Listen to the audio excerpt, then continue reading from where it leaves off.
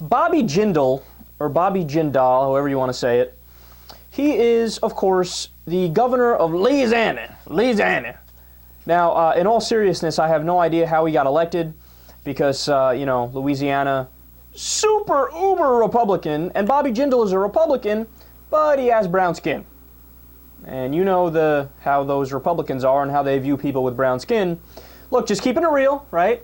It's like Bill Maher's great quote. He said, "It's not like all Republicans are racist, but if you are racist, you're probably a Republican."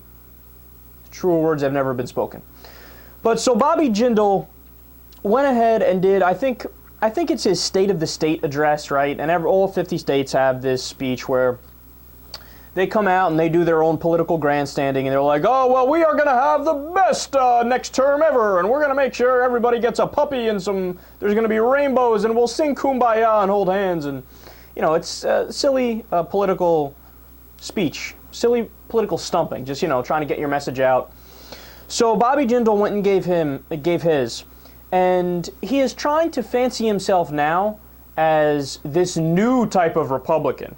Right? He's trying to distance himself from what he knows is the ridiculously unpopular Republican Party. So he's trying to set himself aside and say, "Look, I'm above all this. I'm not with these crazy people. I'm on my own. I'm above this," right? So listen to what he said in his speech. Quote, "We must stop being the stupid party." Oh, really, Bobby? Good for you. "It's time for a new Republican Party that talks like adults. It's time for us to articulate our plans and visions for America in real terms. We had a number of Republicans damage the brand this year with offensive and bizarre comments. We've had enough of that." So I find it very curious that Bobby Jindal is saying this. Why? Because he is a crazy Republican. And it's not my opinion. Here, I'll back it up. I'll give you guys some facts. He permits Louisiana schools to teach creationism. That's strike one. And by the way, strike one, you're out. You're done, son. Step aside. No more. Strike one, that's it. That's all you get. Creationism? Creationism. Creationism. He allows state employees to be fired for being gay. During his first few months as governor, Jindal decided to renew an anti-discrimination executive order. Decided not to renew an anti-discrimination executive order protecting LGBT employees who work for the state. Jindal also has also said that same-sex marriage opens up a path for courts to overturn the Second Amendment. Don't know where he gets that ridiculous connection from, but nonetheless, he said it. Sounds rather stupid to me, Bobby. He has signed bills to intimidate women seeking abortions.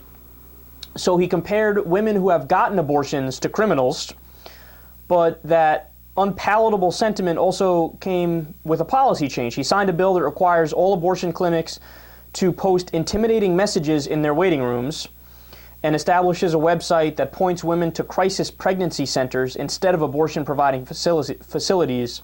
And he also signed a measure creating a 24-hour waiting period between a woman's mandatory ultrasound and the date of her abortion. So these are these little sneaky laws that the red states put into place to try to get around Roe versus Wade, but still technically be on the legal side of it without crossing over the line and infringing upon Roe v. Wade. And a lot of these things have been struck down. Apparently in Louisiana, they haven't been struck down yet. He also seeks to dramatically cut taxes for the wealthy and increase taxes for the middle class and the poor. This is something we talked about the other day on the show. So he proposed getting rid of the corporate tax and getting rid of the income tax as well and changing it with a sales tax. Now, some smart people decided, well, hey, let's crunch the numbers and see how this affects people.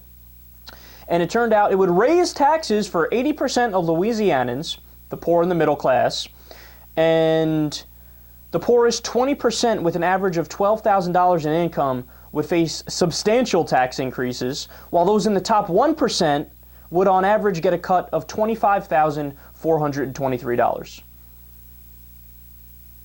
And this motherfucker is talking about that the Republicans need to stop being stupid? You are the problem with the Republican Party, Bobby Jindal.